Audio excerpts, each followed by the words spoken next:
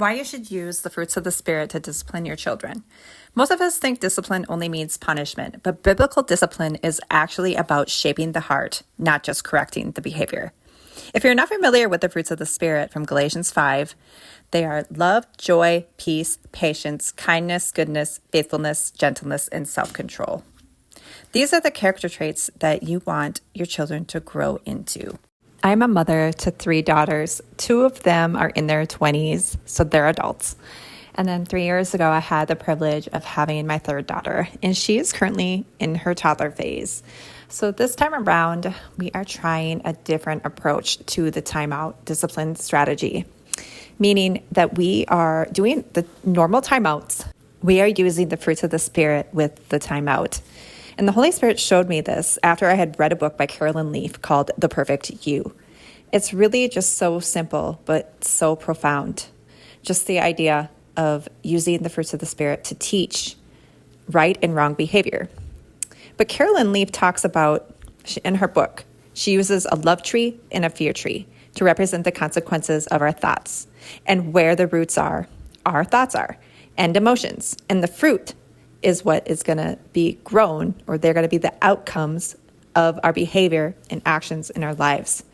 And the kind of thoughts you have is the kind of fruit you're going to have. So if we actively live within the fruits of the Spirit, we will grow fruit from the love tree. We'll have healthy roots, and it will lead to positive outcomes.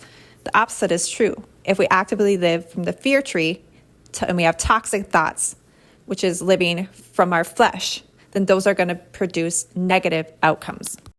Matthew 7 says, "By their fruit you will recognize them. A good tree cannot bear bad fruit, and a bad tree cannot bear good fruit." Proverbs 18:21 says, "The tongue has the power of life and death, and whichever way you choose, that's the fruit you will eat of." Essentially, if you're speaking life, you're going to produce life-giving fruit. If you're choosing death, you will produce death-giving fruit. Whether that's the things you're saying, the things you're thinking, and then the behaviors or in the consequences that will come with it. So what this looks like is, as parents, we want our children to choose behavior and speech and thoughts that are going to be in alignment with the fruits of the Spirit. And any time that we, even adults, children or adults, this can be applied to everybody, essentially. That's what makes it so profound. It seems so simple, but yet so profound, is that when any of us live within the fruits of the Spirit, we are going to be producing life and positivity in outcomes in our life. When we are choosing things outside of that, that's going to equal death or darkness or negative consequences or outcomes in our life. And so as a parent, we really want to make those connections for our children. And so that's why I like using the fruits of the Spirit with discipline in the timeouts. So what this looks like is, in real life, this is like an actual example of how we discipline our 3-year-old daughter.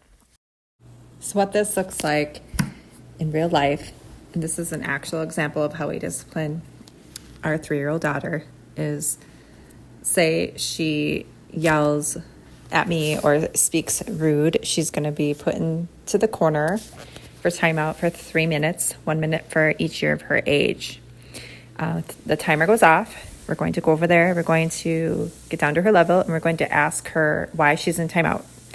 Hopefully she knows why she's there, and she can tell us, "I'm here because I spoke, rude to you," or whatever. And we'll say, "Yes, you're here because you did not speak kind to mommy. The fruits of the Spirit that you did not show are kindness, gentleness, love, and self-control. Those are the fruits of the Spirit that you did not use. And that's why you are in the timeout." And what has happened as time has gone on is she's able to actually tell me which fruits of the Spirit that she did not utilize. And then even more on top of that is she's actually learning the fruits of the Spirit. Like, they are going to be ingrained in her. And, there have been at times where I have actually had to apologize to her because I did not use the fruits of the Spirit. I've lost my cool with her. I've lost my patience, and I've yelled. And there's been a couple of times where I've had to be like, mommy needs to apologize to you because mommy did not use the fruits of the Spirit. I did not use self-control. I did not use kindness. I did not use gentleness. I did not use love. And I had this like profound moment one day when I put her into timeout because she had started lying to us, like just blatantly lying. And I said, you're here because you lied to mommy.